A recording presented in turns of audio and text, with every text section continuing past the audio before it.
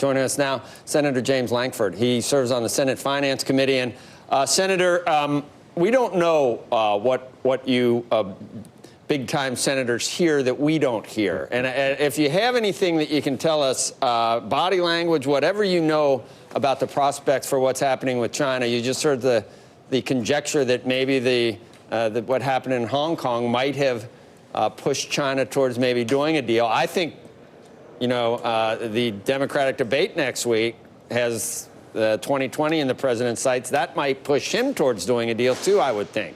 Is all this playing into this, do you think, Senator? I would think so. I think that the president's always wanted to be able to get a resolution with China done by the end of 2019. This has gone on for several years.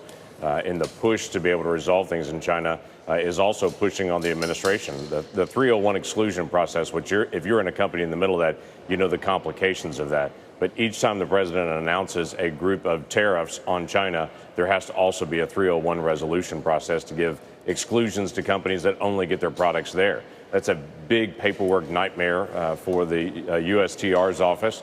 And so it's important that they get this done. If they don't get the deal done by the end of the year, they've got a lot of additional work as well. So there's not only the stress level and the work level, the economic issues, the companies that are saying enough is enough, let's try to get this resolved. Everybody's all pushing the same way at the same time. That's a good sign for me to be able to see, let's actually get to a resolution.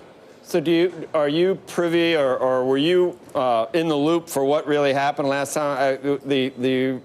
In hindsight, it now looks like the deal was mostly done, but then the individuals that agreed to it couldn't really deliver on what was necessary. Now, President Xi can deliver on anything he wants, I would think. So are we back to getting most of that where he's going to push it through now because he's been motivated to do that by either the economy in China or for whatever reasons? Do you think we're back almost close to that agreement where it's actually similar to that one and we get most of what we want, or are we settling for less? I wish I could tell you at that point. I know they started with a list of 100. They had 75 resolved, and they were working through the final 25. And then suddenly China backed up and said, no, we want to start renegotiating the things that we've already settled and closed, and we want to reopen that. That caused the big stir in the process. So ultimately, President Xi is the decision maker in China. He can push through whatever he chooses to be able to push through. From all of my conversations, both with Chinese officials and with U.S. officials, President Trump and President Xi have a very good relationship. They're able to talk very openly and freely. We'll see if trade negotiators can get stuff done, and then they can seal this when they get a chance to meet next week. Is it too early to talk about next year, Senator?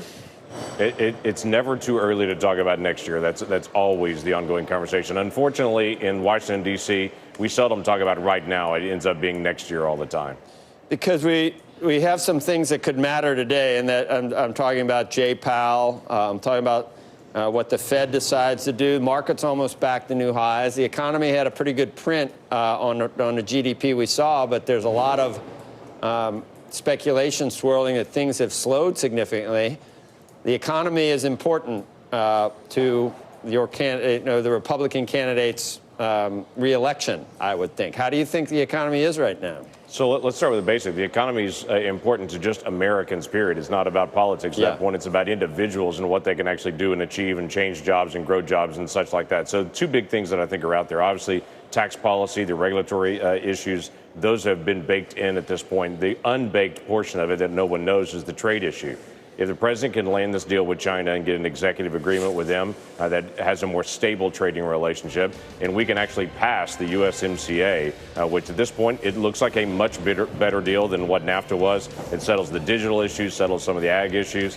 If that can pass through the House and the Senate this year and get that resolved, that should do another lift to the economy again, quite frankly, and bring more stability. I hear him playing the music, but I just wonder, there's still kind of a disconnect. I don't know if you believe these polls, and it's way too early, and they've been wrong in the past. But given the record employment levels and stock market prices and a lot of the positives we see, it's weird for an incumbent to not be polling better. I guess there's other reasons for that. Well, we'll let everyone decide actually in 2020 rather than right now. Right now, there's 23 people beating up on the president every single day on TV, and we'll allow the American people to be able to determine this next year. I'm not sure that the policies, at least being talked about by those 23, are necessarily a good way to maintain the prosperity we're in right now. I don't know why Americans aren't considering that. Am I wrong? Maybe that's Well, yeah.